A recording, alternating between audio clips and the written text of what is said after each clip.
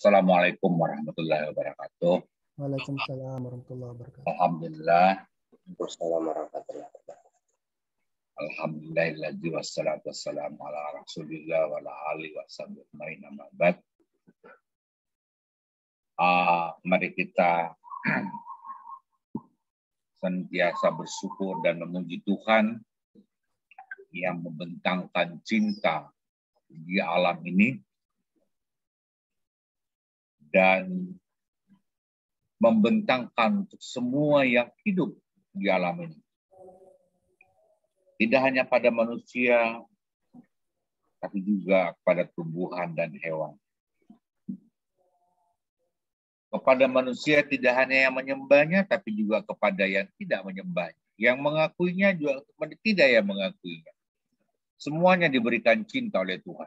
Semuanya diberikan kesempatan hidup oleh Tuhan. Itu yang kita mau bicarakan nanti tentang cinta. Ya. Pak Faisal dan teman-teman Adai, saya berterima kasih sudah diundang. Ketika Pak Faisal mengundang saya Adai, saya kira Asosiasi Dokter Anak Indonesia. Ternyata Asosiasi Dosen Akuntansi Indonesia. Nggak apa-apa, banyak karena IAI juga, itu Ikatan Akuntan Indonesia, juga ada Ikatan Arsitektur Indonesia. Ya. Jadi satu nama diklaim oleh banyak, tergantung dari bagaimana apa yang kita perbuat di dunia ini dan amal jariah kita selama kita lakukan sesuatu itu insya Allah dicatat oleh Tuhan. Amin, amin. Saya senang berada di antara para akuntan, para dosen akuntansi, mahasiswa akuntansi. Saya senang berada di antara itu karena akuntan itu dipercaya punya cinta yang berkualitas tinggi. Ya. Ketika saya sekolah dulu 35 tahun yang lalu di Jawa itu akuntan, calon akuntan, mahasiswa akuntansi itu diapresiasi tinggi oleh bakal calon mertua. Kalau Anda tingkat satu itu berarti semester 1, semester 2 ya. Tingkat 1 datang bertamu ke rumah pacar, disuguhi air putih. Ya, disuguhi air putih. Tingkat 2 disuguhi teh. Ya. Kalau Anda sudah tingkat 3, sudah mau berakhir, disuguhi kopi. Kalau sudah mau sarjana, ya diajak makan. Ya, jadi begitu tingginya apresiasi calon mertua kepada calon akuntan di Jawa ini. Kenapa begitu? Ya, sampai diajak makan segala macam. Karena akuntan ini dipandang berkualitas tinggi dalam cinta. Karena para calon mertua tahu bahwa mereka yang pertama itu punya integritas.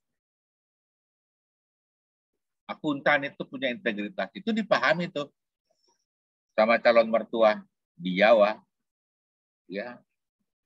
Punya integritas, dapat dipercaya. Ya. Punya integritas itu berarti dapat dipercaya ya. Kepercayaan yang tinggi.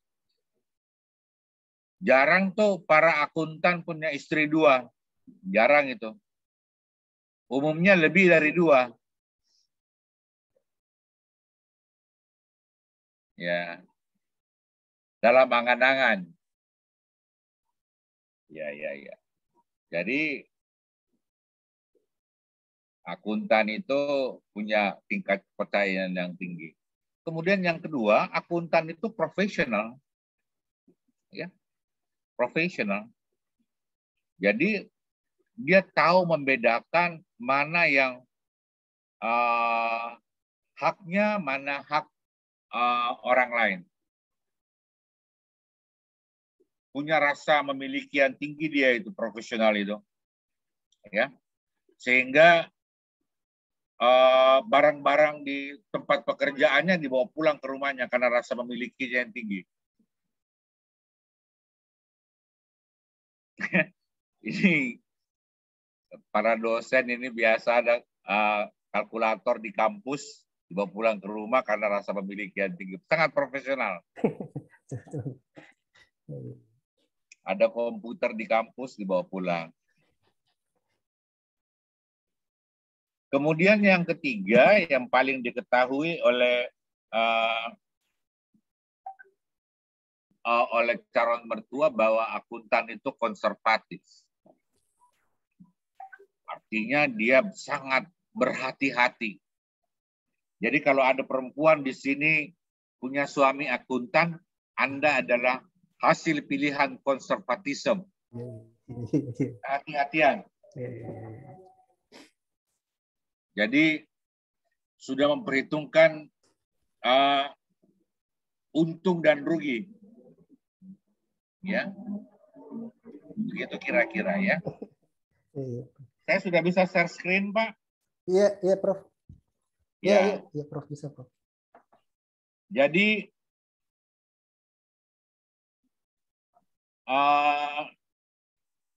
apa namanya? Ada teman saya di Jawa nih, di Jawa. Ya. Ada teman saya karena saking disenanginya sama mertuanya itu disuruh menikah lebih awal. Tapi dia tinggal 2 minggu lagi ujian sarjana, ya. Kemudian sudah dibuat undangan, waktu itu gelarnya kan DRS AK, Dokter Andes Akuntan. Jadi sudah ditulis namanya Dokter Andes Akuntan. Dia mau tinggal ujian ini, tinggal mau ujian. Jadi sudah ditulis Dokter Andes Akuntan, DRS AK dan namanya, dan tinggal ujian. Ternyata setelah ujian dia tidak lulus. Ternyata dia ujian tidak lulus karena ujian itu biasa sampai 4-5 kali baru bisa lulus. Jadi ditanya, apa itu DRSAK, kok sudah tulis DRSAK? Dia bilang, durung rampung sekolahnya aku keangelan. Ya, belum selesai sekolahnya aku kesulitan. Ya, jadi saking pentingnya ini akuntan ini dalam kehidupan percintaan. Ini enaknya jadi guru besar ya. Kalau guru besar itu kalau bicara benar dijempolin, kalau salah dimengerti. Iya, Prof. Saya, Prof. Ya. Dan kita kan ini ngabuburit ya. Ngabuburit itu berarti bicaranya santai-santai aja kan? Iya, Prof. Saya, Prof. Di setting gitu, Prof. Santai aja caranya. Santai aja. Ya. Jadi kita bicara santai supaya kita menghasilkan sesuatu yang berkualitas. Itu pengantar tadi tentang bagaimana kualitas cinta akuntan dan bagaimana diapresiasi. Saya mau bicara soal kembang cinta dalam taman akuntansi. Ya, artinya saya mencoba untuk memasukkan cinta ke dalam tamannya akuntansi. Kira-kira bagaimana nanti? Saya ingin mulai dari cerita tentang penemu akuntansi pada tahun 1494, Luca Paciolo. Ketika pada zaman Luca Paciolo, akuntansi itu mencatat tentang kekuasaan, hak. Dia lebih ditekankan pada mencatat piutang. Jadi dari perdagangan, dia seorang matematikawan, perdagangan di Eropa ketika itu, ya, orang punya piutang, jadi dia ingin mencatat piutang. Sehingga adalah sebuah proses pencatatan double entry yang bersifat kapitalisme, ya, di mana kita kemudian melakukan penumpukan harta Dan ukuran-ukuran kemajuan adalah ukuran-ukuran seberapa banyak harta yang kita miliki. Seberapa banyak material yang kita miliki.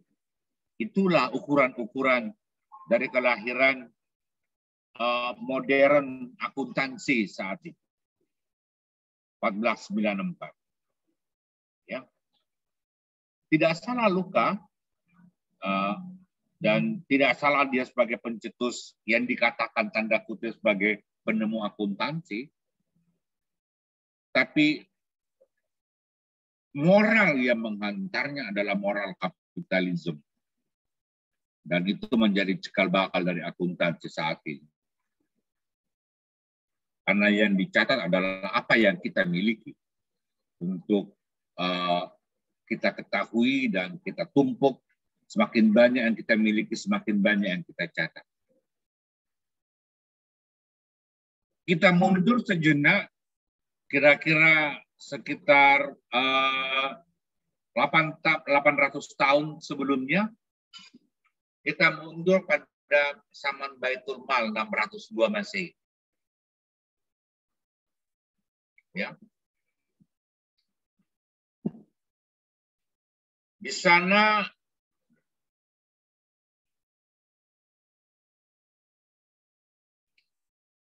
kita mulai dari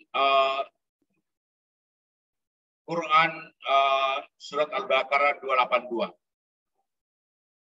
Hai orang-orang yang beriman, apabila kamu bermuamalah tidak secara tunai atau hutang piutang untuk waktu yang ditentukan, hendaklah kamu menuliskannya, mencatatkannya, jadi mengakuntansikannya. Dan hendaknya seorang penulis di antara kamu menulis dengan benar. Ya, jadi harus dicatat dengan benar. Berarti punya integritas. Yang pertama harus dicatat profesional, yang kedua punya integritas. Harus dicatat dengan benar. Dan jangan menulis dengan menuliskan sebagaimana.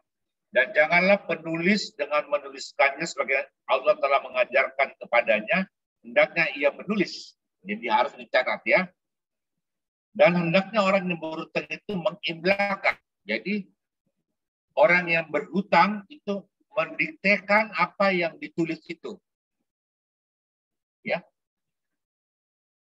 Sehingga ketika itu yang dicatat adalah kewajiban. Apa yang kita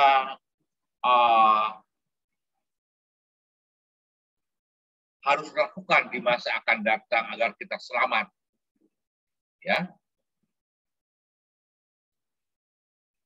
Sehingga ketika itu kalau ada orang-orang kaya yang mau bersedekah, biasanya dia datang kepada orang-orang tertentu dan bertanya, boleh saya lihat buku hutangmu? Kemudian orang itu memperlihatkan dan dia mengatakan, saya mau lunasi hutang yang ini. Ya, karena setiap orang punya buku hutang bagi yang berhutang. Ya. Sehingga dia sangat spiritualis. Ya. Keterkaitan dia, jadi dia dicatat, disaksikan dengan benar, disaksikan oleh orang. Ya. Dan kalau Baitul Mal sendiri adalah tempat penyimpanan barang-barang rampasan perang. Itu berbeda antara orang yang menentukan mengeluarkan harta dari Baitul Mal, orang yang mencatat harta di Baitul Mal, dan orang yang memegang kunci Baitul Mal. Sehingga ada segregation of duty.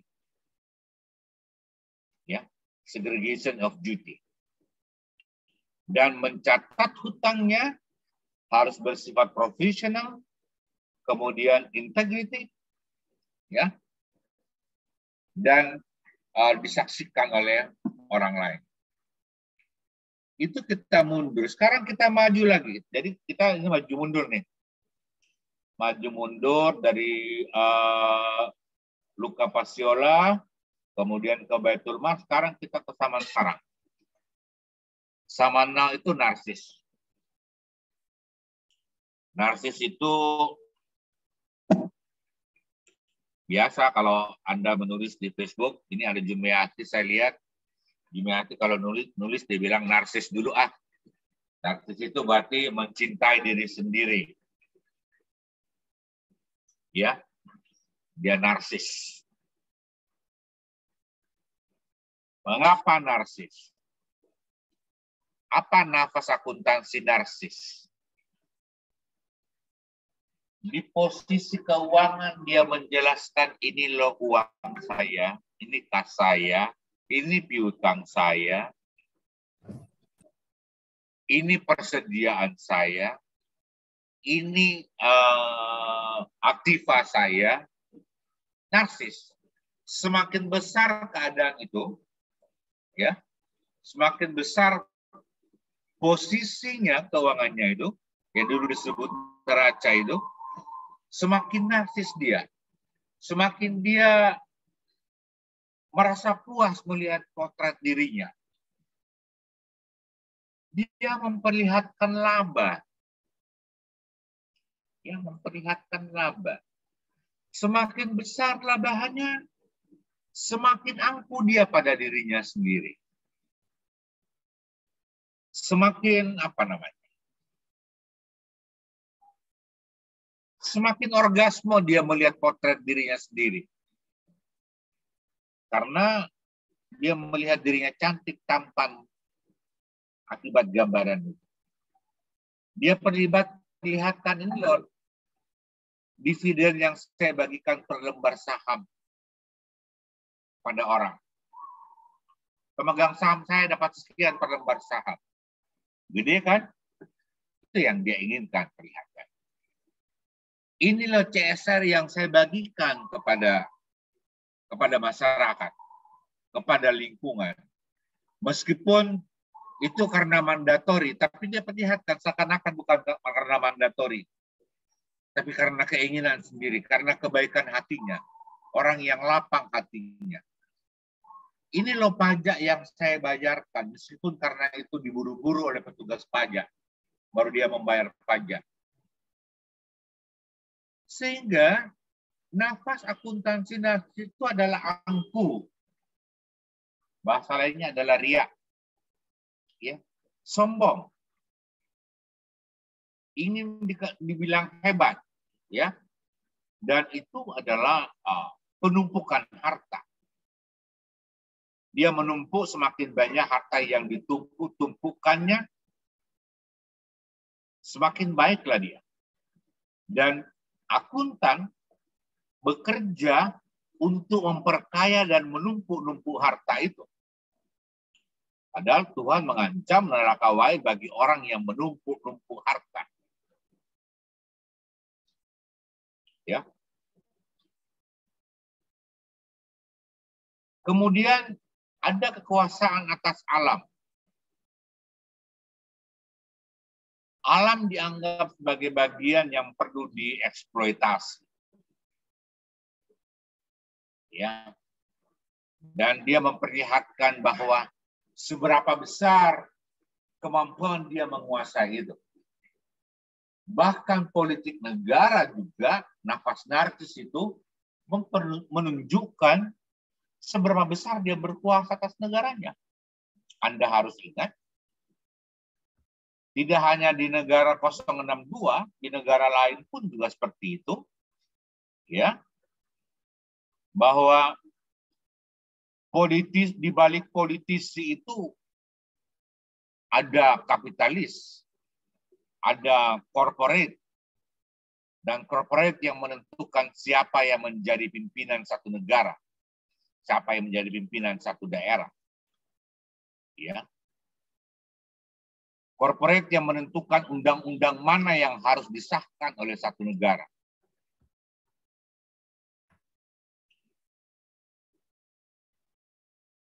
Dengan ancaman kalau tidak, dia tidak populis di mata korporat. Itulah nafas narsis. Apa sebenarnya yang menjadi masalah dari semua ini? yang menjadi sumber malapetaka, ya, sumber malapetaka yang munculkan permusuhan dan saling tidak percaya itu, ya, itu adalah teori keagenan. Jadi thank you kepada Pak Jensen, thank you kepada Pak McLean, tapi Anda berdua juga berangkat dari satu kebodohan menatap dunia ini, yaitu ketidakpercayaan. Anda punya asumsi bahwa ada ketidakpercayaan antara prinsipal dan agen. Agen tidak percaya pada prinsipal dan prinsipal tidak percaya pada agen. Sehingga harus diatur dengan teori keagenan. Ada asumsi-asumsi. Ya, ada asumsi-asumsi teori keagenan. Asimetri informasi dan seterusnya. Kita lihat.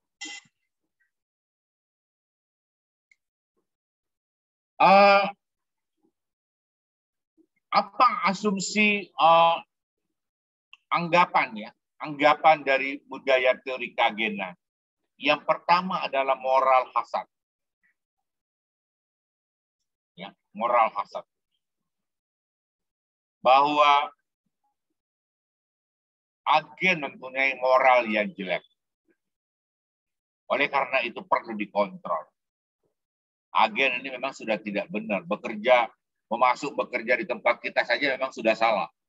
Sehingga harus dikontrol moralnya. Ya. Dan dikontrol moralnya kita harus tahu bahwa kita membuat contractual agent, ya, kontrak dengan agen, ya, berapa laba yang harus dia dapatkan, berapa tahun dia dipekerjakan, berapa gaji yang didapatkan, dan untuk mengontrol moral hasad ada muncul apa yang disebut dengan agency cost. Ya, agency cost. Agency cost itu kita bicara soal ini loh yang akan saya kasih kalau kamu capai apa yang saya inginkan sebagai agen, sebagai prinsipal. Ini loh yang saya berikan. Bahkan Anda akan saya kasih saham kalau Anda bekerja dengan baik. Sehingga semua orang diukur dengan uang. Artinya kita tidak lebih dari punya nafsu kebinatangan, ya, di mana ada pemuasan uang di atas segala-galanya. Padahal mungkin saja ada orang tidak butuh lagi dengan uang, tapi dia butuh kenyamanan, dia butuh keamanan, dia butuh happiness dan seterusnya. Bukan lagi uang. Karena sebagaimanapun Anda punya uang yang banyak, Anda akan tetap makan satu piring. Ya. Kemudian yang lain adalah bahwa agen itu dianggap suka menghindar resiko. Mengapa dia suka menghindar resiko? Jadi kalau ada resiko yang akan memungkinkan perusahaan atau organisasi mendapat keuntungan besar, tapi dengan risiko yang besar itu akan ditinggalkan oleh agen. Sehingga harus dikontrol si agen ini. Inilah yang disebut dengan, kalau kita beri contoh nyata risk averse itu adalah budgetary slack. Budgetary slack. Karena dia diukur kan, si agen ini diukur oleh prinsipal kan. Jadi budgetary slack itu misalnya begini. Kalau pendapatan itu nanti jangan dianggarkan terlalu tinggi, dianggarkan rendah-rendah saja. Nanti kalau tinggi hasilnya ya nggak apa-apa. Tapi kalau dianggarkan terlalu tinggi, nanti kita tidak capai. Dia menghindari risiko. Kalau biaya harus dianggarkan tinggi. Karena kalau tidak dianggarkan tinggi, bagaimana kalau nanti tinggi biaya itu? Dia menghindari risiko. Dan itu dianggap sebagai asymmetric information, bahwa budgetary slack itu terjadi karena ada asymmetric information. Si agen lebih tahu tentang berapa biaya sesungguhnya dari satu persoalan. Ya. Dan si agen untuk bisa dinilai bagus oleh prinsipalnya, dia membuat income smoothing. Ya, dia membuat income smoothing. Diperlihatkanlah bahwa laba itu kalau dia naik turun ada volatility-nya, diperlihatkan bahwa dia naik secara konstan meskipun landai. Tapi smooth. Dan itu diciptakan dengan creative accounting. Ya, diciptakan dengan creative accounting. Creative accounting itu kalau prinsipal tanya pada agen berapa laba perusahaan kita saat ini, si prinsipal kembali bertanya kepada si agen, kembali bertanya kepada prinsipal, Bapak maunya laba berapa besar? Ya, karena dia punya creative accounting, dia bisa ciptakan berapapun yang diinginkan oleh si prinsipal.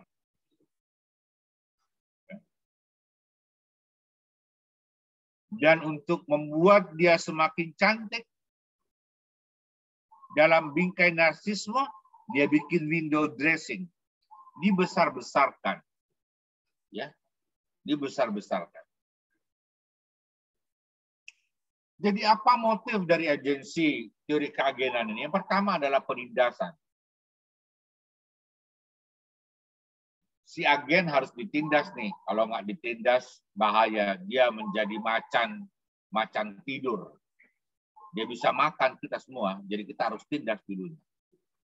Kemudian ada ketidakjujuran. Ya, ketidakjujuran. Si agen ini dipandang tidak jujur. Ya, tidak jujur. Dia punya moral hasad. Sehingga itu perlu dicurigai setiap saat. Ya.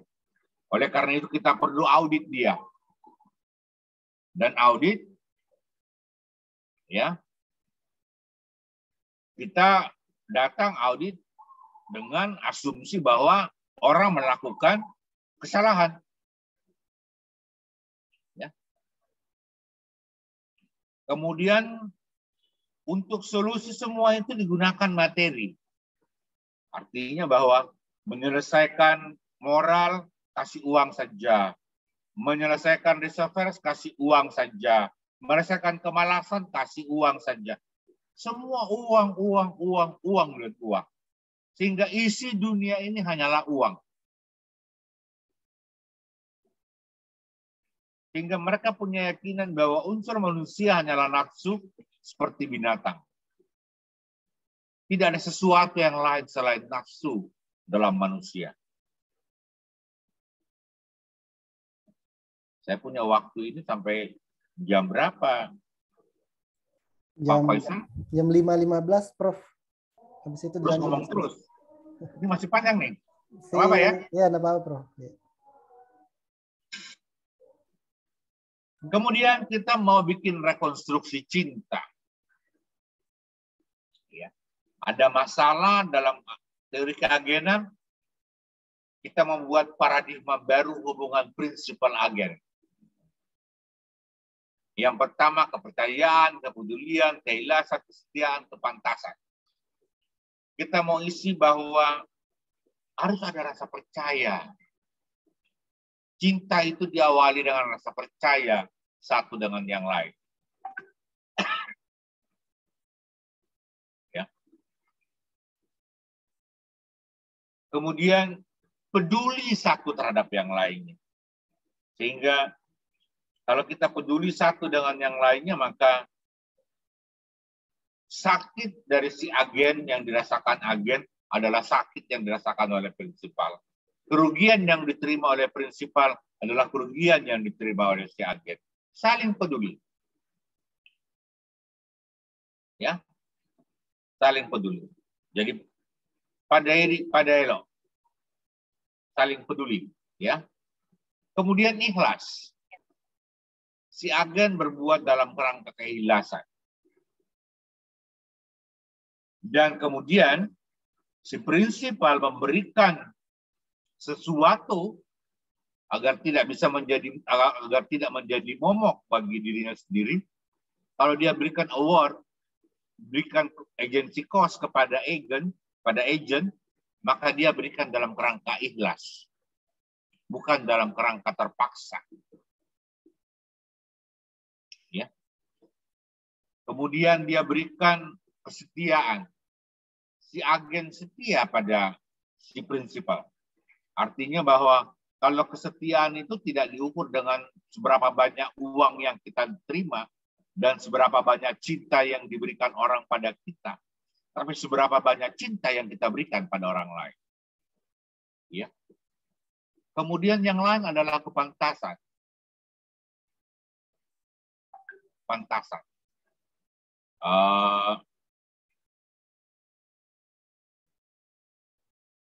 Ada hal yang menjadi masalah kita di sini, di mana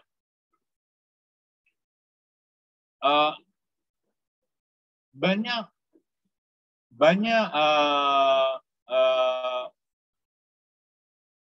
prinsipal yang kaya sangat berlebih-lebihan, sementara agennya miskin berlebih-lebihan. Ini berarti ada ketidakpantasan. Ada eksploitasi long per long. Ada eksploitasi terhadap agent. Anda lihat, ini karena para dosen kita bicara konteks bisnis pendidikan saja. Di bisnis pendidikan, si pemilik yayasan naik mobil, si dosen naik sepeda motor kehujanan. Itu tidak pantas tuh. Padahal dosen yang bekerja untuk menghadapi mahasiswa. Memang pemilik yayasan yang punya aset itu. Tapi apakah pantas Anda duduk, Anda lewat di jalan dengan ongkang-ongkang kaki sementara dosenmu yang bekerja, yang menjual ilmu, yang memberikan ilmunya pada mahasiswa harus naik motor kehujanan? Ada ketidakpantasan. Bagaimana menyemai cinta dalam akuntansi? Pertama, perwujudan cinta dalam akuntansi adalah kebahagiaan. Kita tidak mengukur perusahaan dari seberapa banyak return earning-nya. Ya, contribution margin-nya, earning per share-nya. Tapi kita ukur seberapa bahagia orang dalam perusahaan itu. Index of happiness. Harusnya itu yang kita tunjukkan. Apakah orang bahagia kerja di kantor itu? Bukan apa kantor itu punya earning per share yang tinggi, return earning yang tinggi. Apa dia mempunyai abnormal return yang tinggi sahamnya? Apa dia mempunyai earning before tax yang tinggi? Bukan itu. Tapi apa dia bahagia orangnya? Apa orang merasa aman di dalam? Karena kita harus tahu bahwa akuntansi adalah keseimbangan antara hak dan kewajiban. Dan orang kalau dia merasa cinta pada seseorang, dia pasti yakin dia akan aman di tangan orang ini. Dia tidak akan tersakiti, tidak akan tercederai raganya dan jiwanya. Ya. Dia merasa diterima dan bahagia dalam organisasi. Itu yang harus diciptakan. Dan kalau itu sudah ada, itu berarti sudah ada cinta dalam akuntansi. Sehingga kita harus melakukan pengukuran-pengukuran terbaru. Ya. Pengukuran indeks kebahagiaan, indeks keamanan. Orang bahagia enggak? Orang aman enggak dalam organisasi itu? Tidak merasa terancam sewaktu-waktu dikeluarkan. Dia happy karena dia diterima di perusahaan itu. Diterima ide-idenya. Ya. Selanjutnya, ukurannya adalah kepercayaan. Kalau kita diberikan kepercayaan, ya, maka ada evaluasi, ada review atas kepercayaan yang diberikan. Tapi kepercayaan itu jangan setengah-setengah diberikan. Jangan setengah-setengah diberikan. Kepercayaan kepada tukang catat, kepercayaan pada tukang simpan, dan kepercayaan pada pemberi keputusan untuk mengeluarkan uang, itu harus ada jelas dibuatkan itu. Ya, segregation of duty. Karena cahaya akuntansi mewakili cinta. Cinta yang bersinar, yang menembus semua.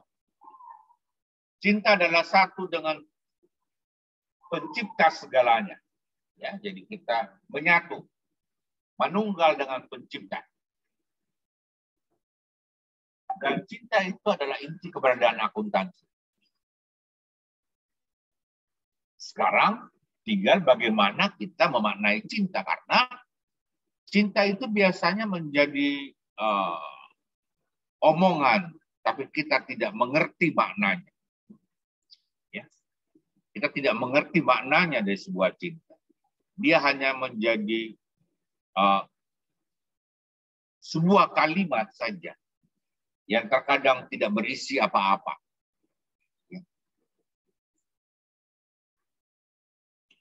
Nah, kalau cinta ada dalam hati agent, maka agent akan bahagia dan dia ikhlas menerima. Dia tidak perlu seperti misalnya dijadikan bonus konsep bonus. Ini sebenarnya agen dia bisa dapat di atas 1 miliar dari pendapatan. Tapi karena kalau dia malas-malasan saja, tidak bekerja keras. Oleh itu kita kasih bonus. Kalau kita kasih bonus di atas 1 miliar, dia dapat bonus 15%, dia akan bekerja keras. Jadi ukurannya uang.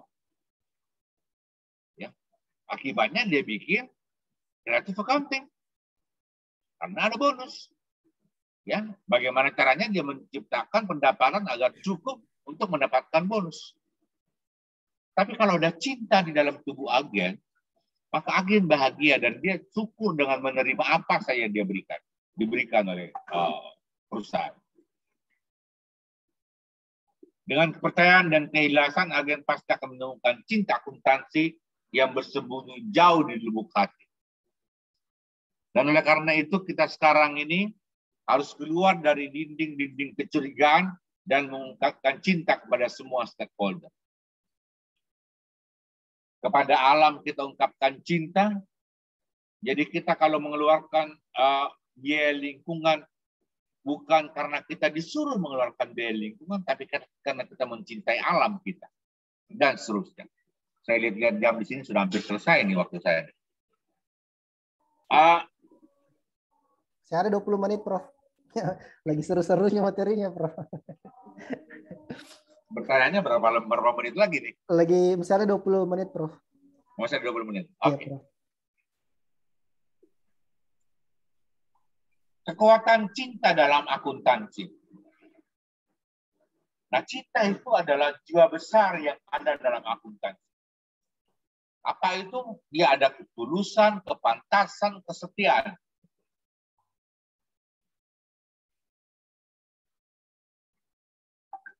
Anda tahu bahwa satu hal yang dimiliki oleh seorang akuntan sampai titik darah terakhir, dia tidak akan menyampaikan tentang bagaimana jeleknya organisasi dan bagaimana penipuan yang terjadi di dalamnya sampai negara memintanya berdasarkan undang-undang di pengadilan. Karena setianya seorang akuntan.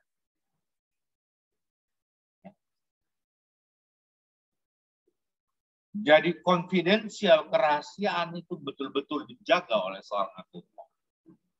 Dan dia setia menjalankan profesinya.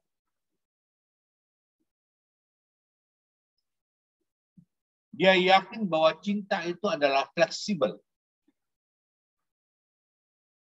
Ya. Tidak ada ukuran mati dalam cinta. Tapi bukan juga berarti bahwa kita kemudian punya alasan untuk melakukan creative accounting karena fleksibilitas. Tapi fleksibel artinya ada kelonggaran yang diatur oleh peluang-peluang yang ada. Kemudian cinta itu tidak menghakimi, tidak benar salah, ya. Tapi adalah pantas atau tidak pantas saja, wajar atau tidak wajar saja.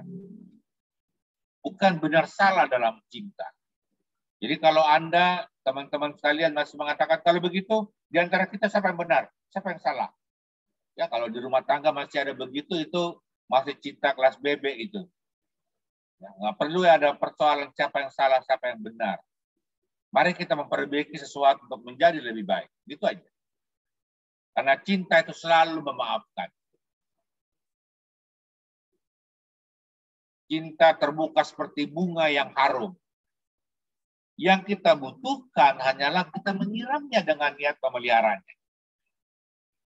Ya. Jadi ketulusan, kepantasan dalam konstruksi akuntansi cinta, itu hanya kita perlu memeliharanya saja. Anda mungkin terbayang bahwa ini impossible, nggak mungkin kita bisa kerjakan. Bisa kita kerjakan. Ukuran-ukuran tentang kebahagiaan dan kedamaian dalam akuntansi itu bisa kita kuantifisir.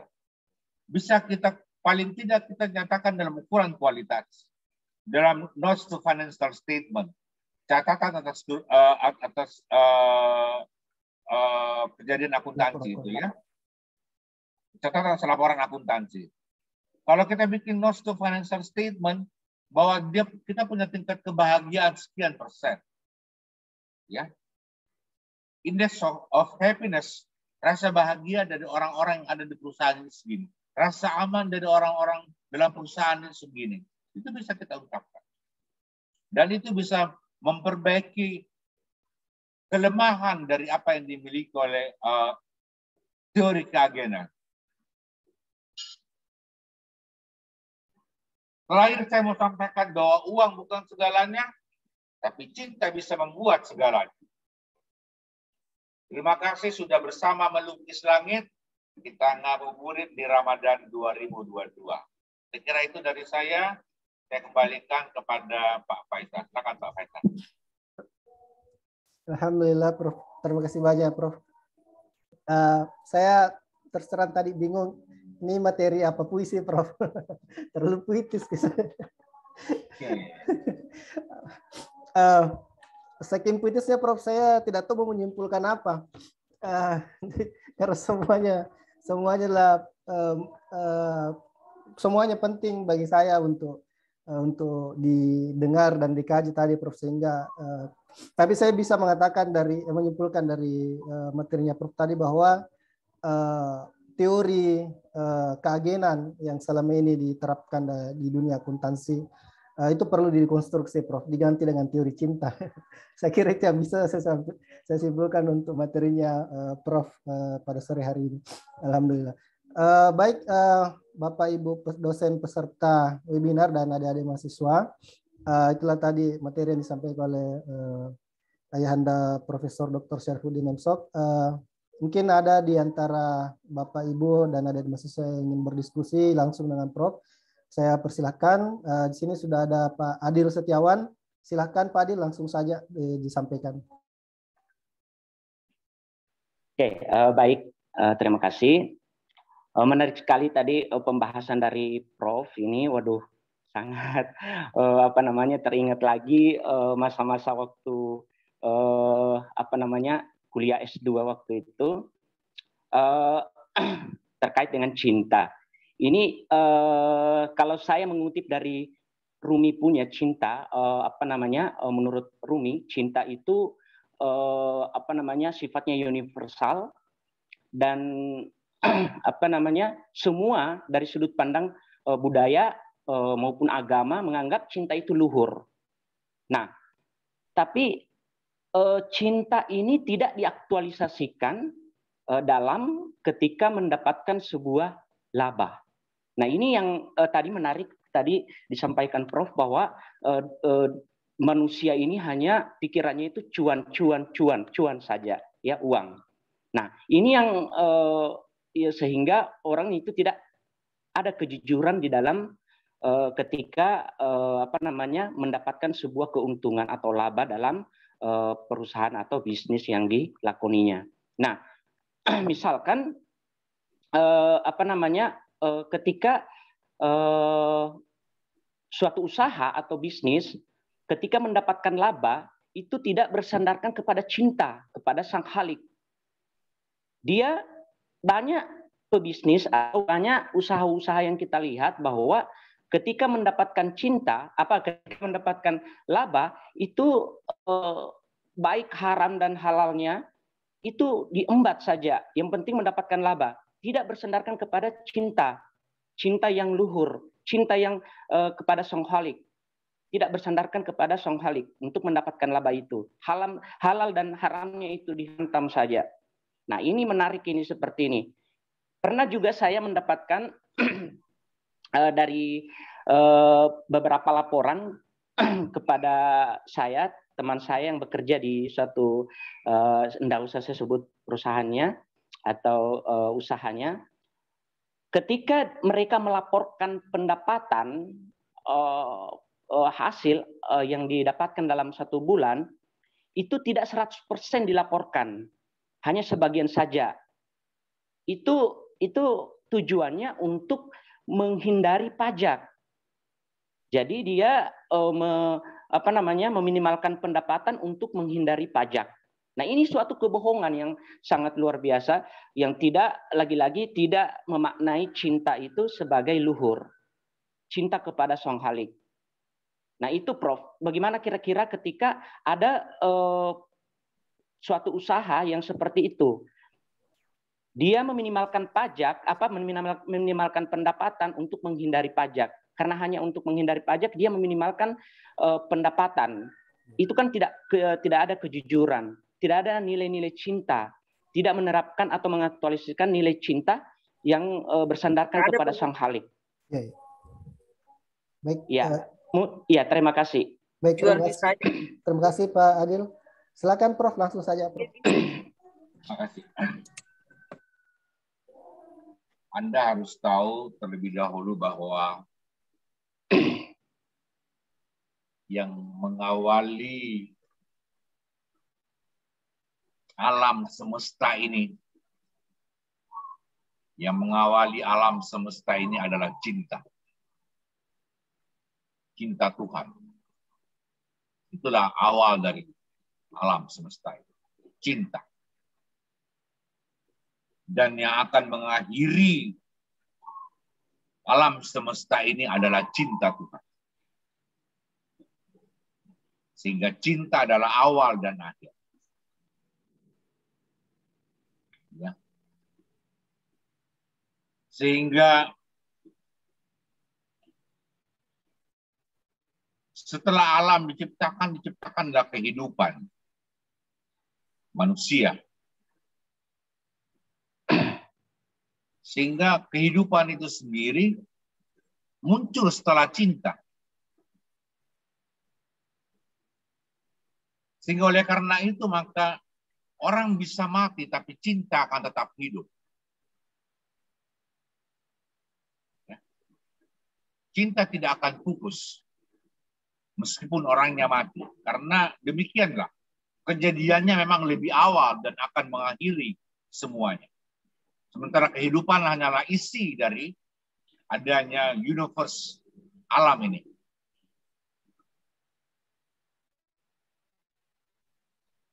Nah, bagaimana dengan perilaku tax evasion? Ya, penghindaran pajak dari orang, dari pelaku usaha. Bagaimana memunculkan cinta pada mereka? Yang pertama yang kita harus lakukan adalah bagaimana kita memberikan cinta pada para perusahaan itu.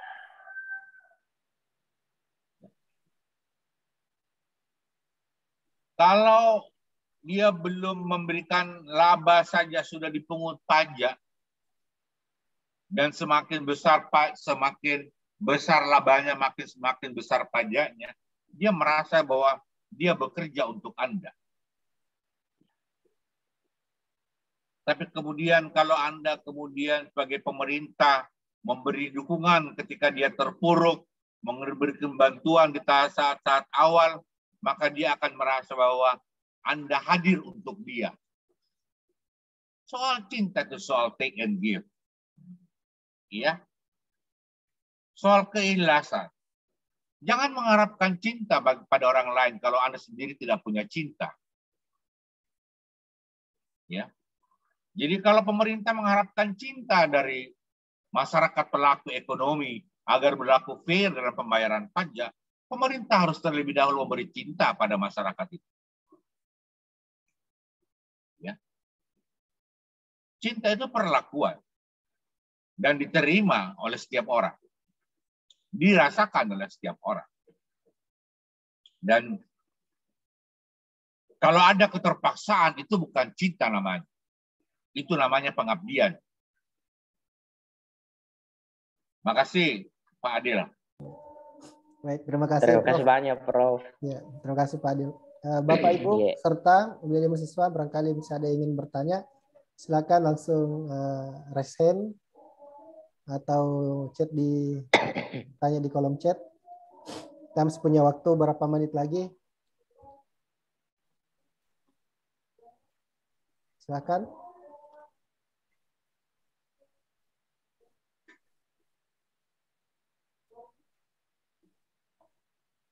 Ini sudah pada membuka ini. Lagi ini Prof, lagi masih terkesima dengan puisinya tadi Prof. Terkesima puisinya. Ya. Silakan Bapak Ibu atau adik-adik mahasiswa.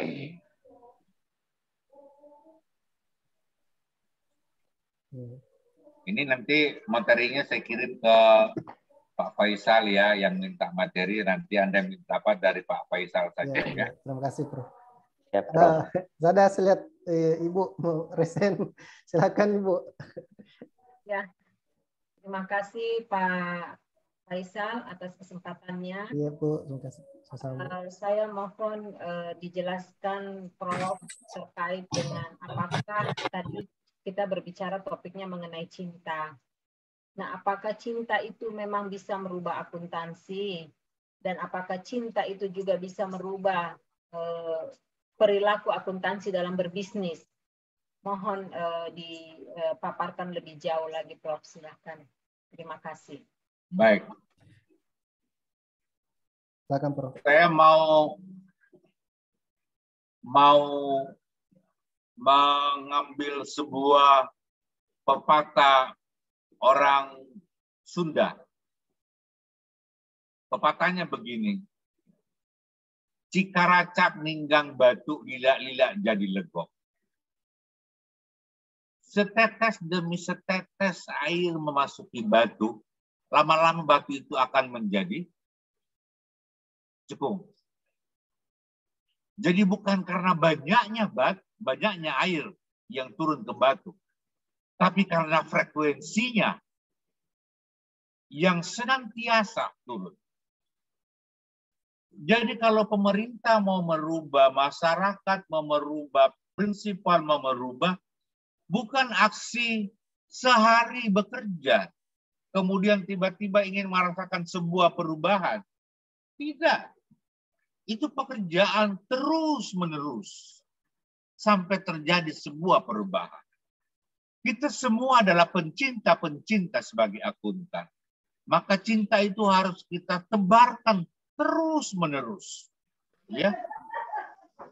Sehingga kita bisa merubah sesuatu. Bukan kerja seperti membuka pasar jual minyak goreng.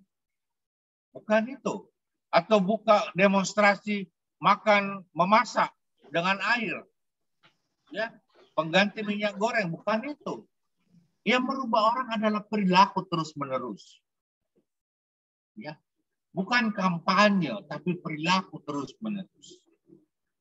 Sehingga saya yakin kalau cinta bisa menggali sebuah batu yang paling keras sekalipun, asal dilakukan terus-menerus.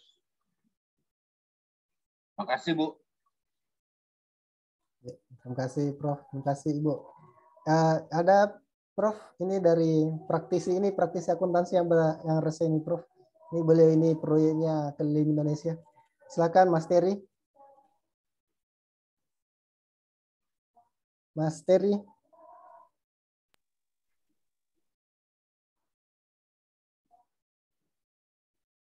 Ya, silakan Mas Terry. Mas Terry bisa nyambung? Oke, silakan.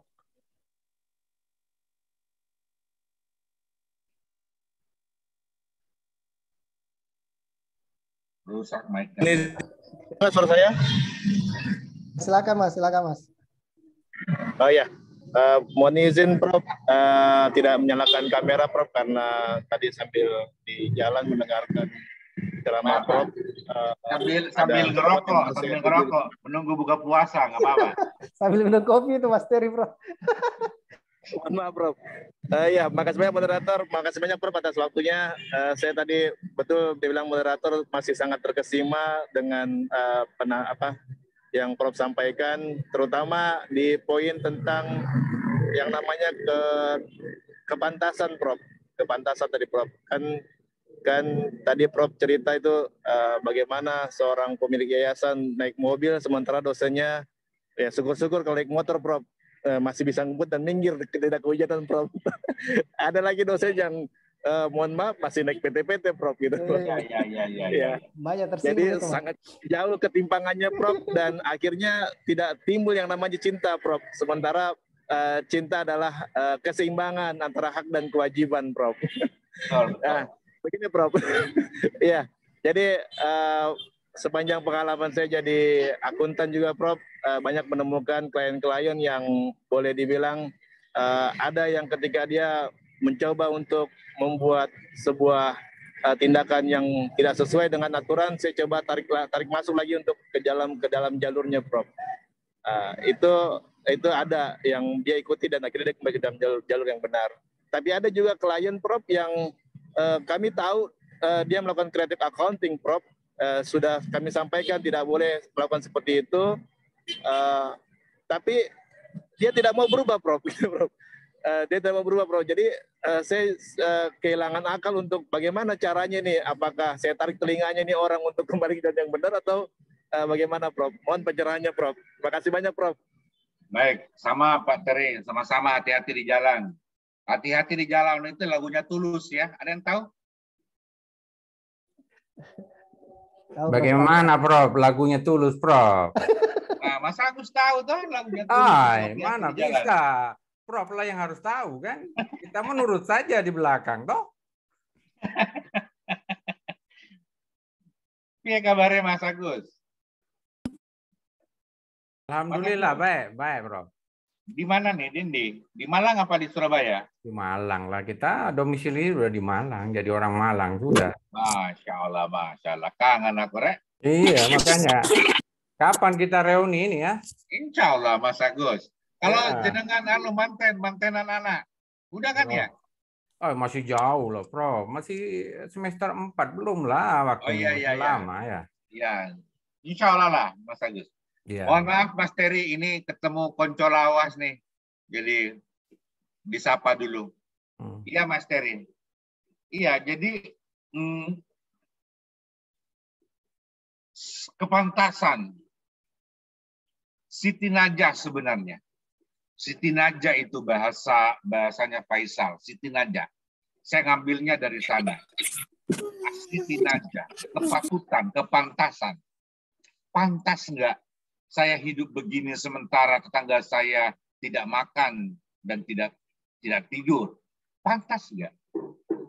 Kalau cinta itu ada, maka kita tidak berulang-ulang kali pergi umrah sementara masih ada tetangga yang tidak makan di samping kita. Kalau cinta itu ada. Ya. Karena kita hidup karena cinta, maka kita harus membalasnya dengan cinta. Ya.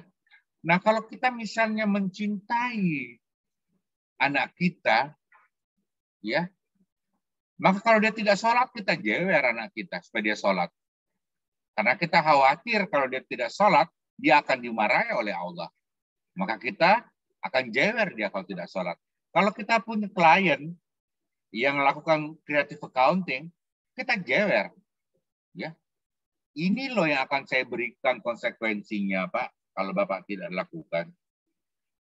Kalau tidak lakukan perubahan pelaporan, ya. Ini loh hasilnya. Sehingga kita jewer dia. Itu akan sakit. Tapi sakit itu akan memunculkan hikmah bahwa dia akan berubah. Daripada kita biarkan, Pak. Karena sebenarnya yang kita biarkan itu karena kita mencintai diri kita sendiri. Karena kita dapat insentif berupa fee. Dan dia akan menjadi klien kita di masa akan datang lagi. Karena kita terima perilakunya yang menyimpang. Jadi sebenarnya kita juga tidak mencintai, kita menjadi orang-orang yang zalim. Inni kuntu minaz zalimin. Kita benar-benar orang yang zalim. Ya. Sehingga kita menzalimi diri sendiri, akibatnya kita tidak bisa mencintai orang lain. Waduh, Rek, udah lewat waktunya nih. Mas Agus, sampai yang tambahi saya, Mas Agus. Mas Agus. Siap, Prof. Siap, Prof. Siap perintah, Prof. Ini teman kuliahku ini, teman kuliahku, teman ngopiku, teman ngerokokku nih di Malang. Iya, ya. Ini tadi pertanyaan dari Mas siapa ya? Mas Terry apa Mas Terry, siapa? Mas Terry.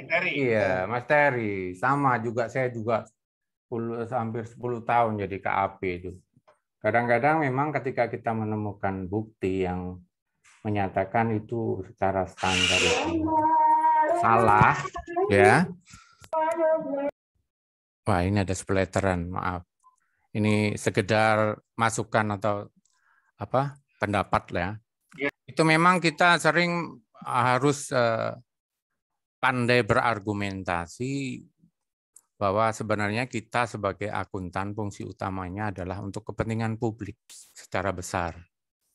Ya, itu jadi pegangan utama. Karena apa? Informasi atau opini yang kita keluarkan itu akan merefleksikan kenyataan di perusahaan itu kan. Nah, kalau kita tadi seperti yang disinggung Pak Ivan, kita sendiri melakukan seperti penjahit, Pak. Maaf Pak Terry ya.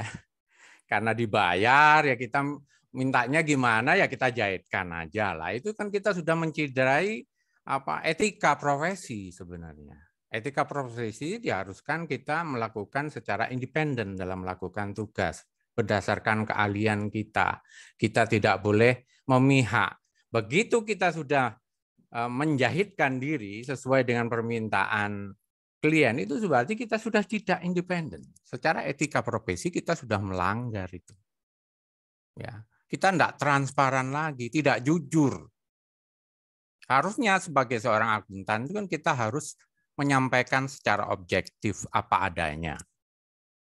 Ya, konsekuensinya kita harus menjelaskan. Nah, kemampuan kita untuk berkomunikasi dengan klien bahwa kalau dia tidak melakukan ini, dampaknya adalah penyesatan publik. Dosanya itu dosa, kalau ada amal-amal jariah, Pak Terry. Ini kalau mumpung puasa ya, ini tadi Pak Irfan sudah nyinggung-singgung sedikit-sedikit itu ya. Ada lagi yang namanya dosa jariah, Pak Terry. Itu harus ada itu ya, dosa jariah. Karena apa? Kita sudah melakukan kebohongan publik gitu.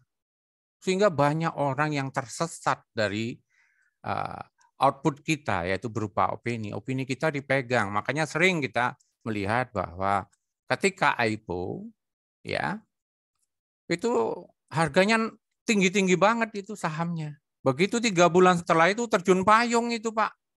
Kasus Jiwasraya terjadi karena harga sahamnya kalah tingginya dengan harga cetaknya kan. Itu kan lucu itu jadinya.